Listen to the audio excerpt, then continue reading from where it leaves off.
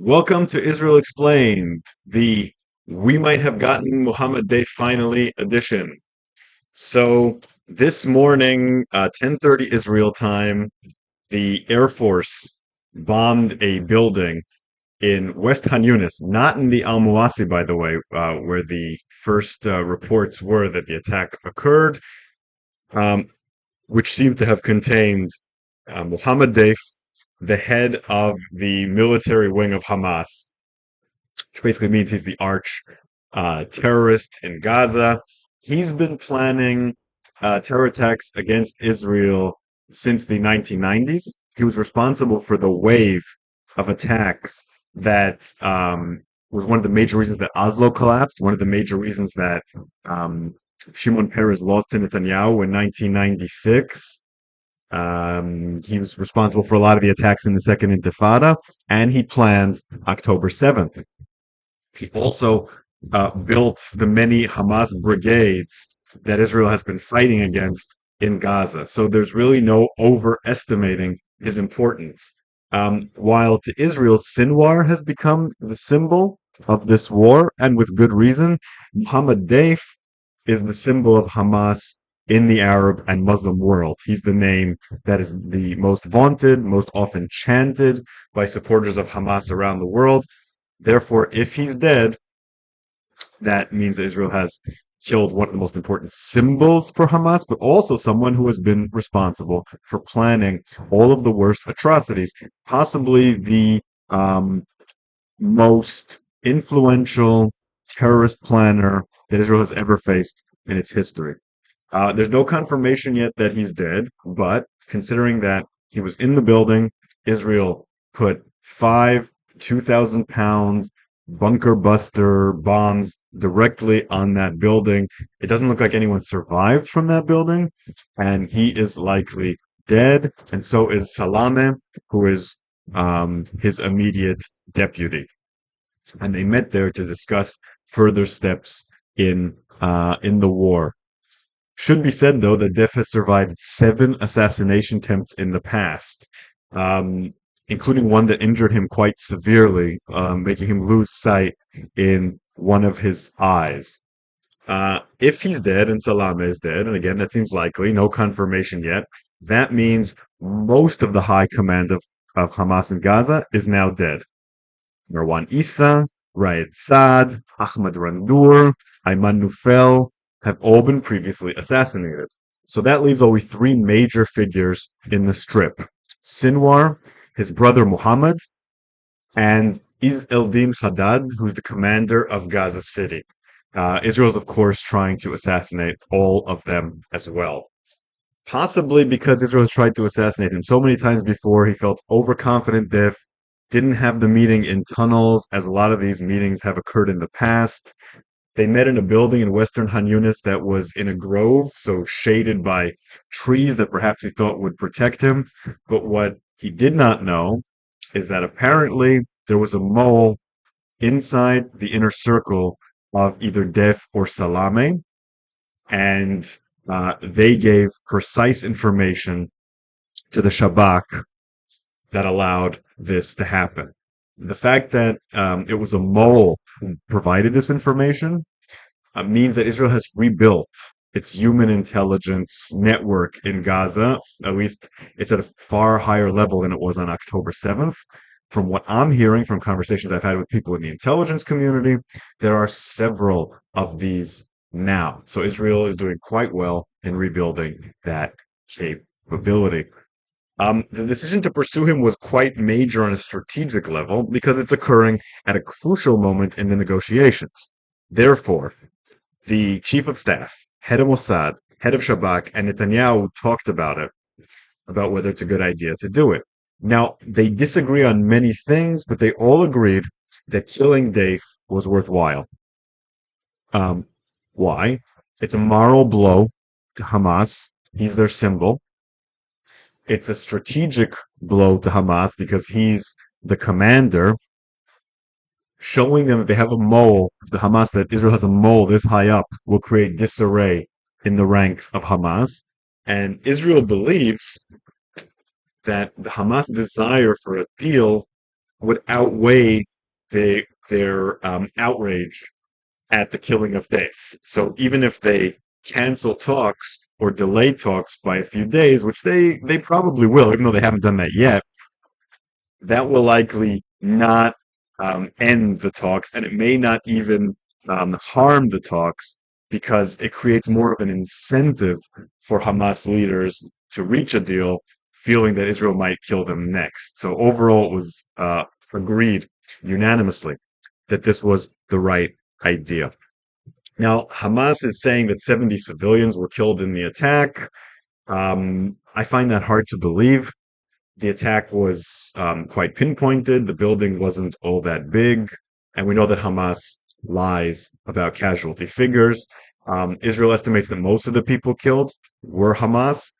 Um, there probably were civilian casualties, collateral damage. Israel believes that the question of proportionality here makes the attack legal because Deif, Salameh, and the other commanders there was at least two further ones, are such a high military target that they justify some civilian killed. Of course, proportionality, there's no hard and fast rule. Israel interprets it the way that they interpret it.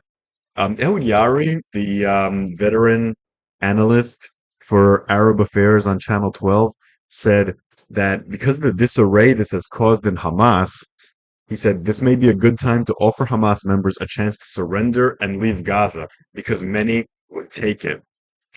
So this is a moment of weakness for Hamas, and it might be good to exploit. Netanyahu is very happy with this attack. Obviously, he's happy that this hurts Hamas, and that's a high strategic goal here. But it also justifies his approach of playing hardball in the negotiations. And some skeptics believe not wanting to reach a deal at all.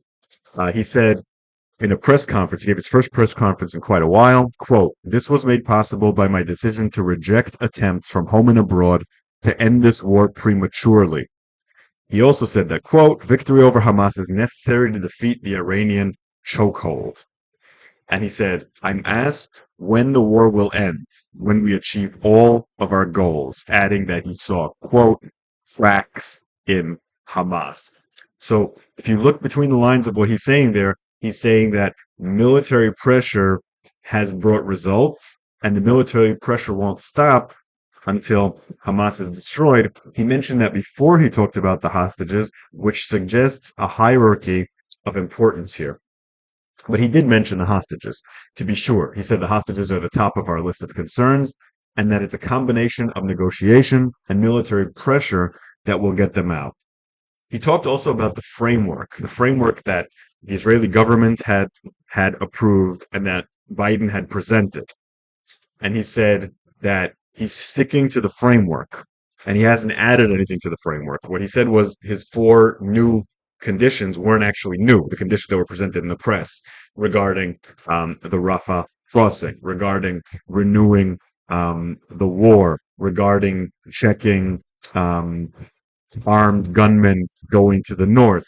He said all those things are already in. Meanwhile, he said Hamas is adding 29 new conditions, he said, and I'm making sure that they can't add it. So he was saying, I'm sticking to the framework. Until the framework is completely met, we're going to use military pressure. It certainly seemed from the way he was talking that this emboldened his approach to look at military pressure first and negotiations second. So a lot of people are wondering what this does to the hostage negotiations in terms of how Hamas treats it. Israeli intelligence believes that they will now want a deal even more in the long term. But the question is, does this move Israel away from wanting a hostage deal and towards the use of military force? One of the things that happens when wars come towards an end is that when one side starts to feel a little bit stronger, they don't want to compromise. When the other side feels they're getting a little stronger, they don't want to compromise. And then it's very hard to reach a deal that ends it. So this attack, assassination, which was absolutely necessary from a tactical point of view, may end up making a hostage deal go a little further away. But of course, the irony here is that this attack and other attacks have made Hamas so weak that Israel could easily now take over all of Gaza and replace Hamas. But it doesn't look to me like Israel's going to use that opportunity to do so. And that is a shame. But it's always good when someone like Mohammed Deif is killed. This is a moment of great triumph for Israel, assuming that this is confirmed, and it makes Hamas much weaker. You can't replace someone like Deif in terms of being a symbol and in terms of his many years of experience.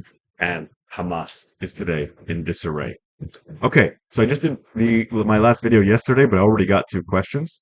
Pratchett Guyman asks, if Sinwar knows his days are numbered once all the hostages are freed, won't that mean he'll refuse to give some of them back no matter what? And yeah, that is a real concern that Israel's worried about. But Sinwar seems to hope that he can get enough guarantees for Israel to end the war and possibly not to assassinate him, that it will be worth his while. You have to understand that if the war keeps going, Sinwar is concerned, especially now that Deif has been killed, this wasn't relevant when you asked the question, that they'll eventually get to him. So he figures that once the war is over, he'll have a better chance of survival. There'll be less effort taken into killing him, and hopefully for him, the ceasefire will mean that they will at least not try killing him for a while. That would be possibly part of the ceasefire conditions. James Burton asks, I'm struggling to understand how a mediator can guarantee that Israel will not restart the war in phase 2. How can that work? Israel would have to agree to that themselves, surely, in which case it's the same problem as always. So we're talking here about a question of ambiguity. Ambiguity is very important in diplomacy when someone needs to make a concession that they don't want to make politically. So the idea is Israel will say, we can renew the war anytime we want, so that Netanyahu can say that. But meanwhile, another party, the United States, Qatar, and Egypt, tell Hamas they won't actually renew the war, and if they do, they'll blame Israel for it. And of course, Israel will have to agree to that tacitly. So Israel and the United States and Qatar and Egypt will have to agree to it tacitly. So it's one of these complex webs, and this has happened before in the Middle East many times. The United States guarantees something that one of the sides doesn't want to do. It's not ideal. It's not airtight, but and especially Hamas will be concerned about that if Biden makes the guarantee and Trump is president in a few months. So you're absolutely correct. And the fact that Hamas is willing to agree to that shows that they're weakening in their resolve, because they weren't willing to agree to that a few months ago. Okay, so that's the end of our episode for today. If you like what I do here, consider supporting me on Patreon at Shael Media and listening to my History of the Land of Israel podcast, where I just released an episode on King Solomon and the temple. I'll see you here next time something interesting happens.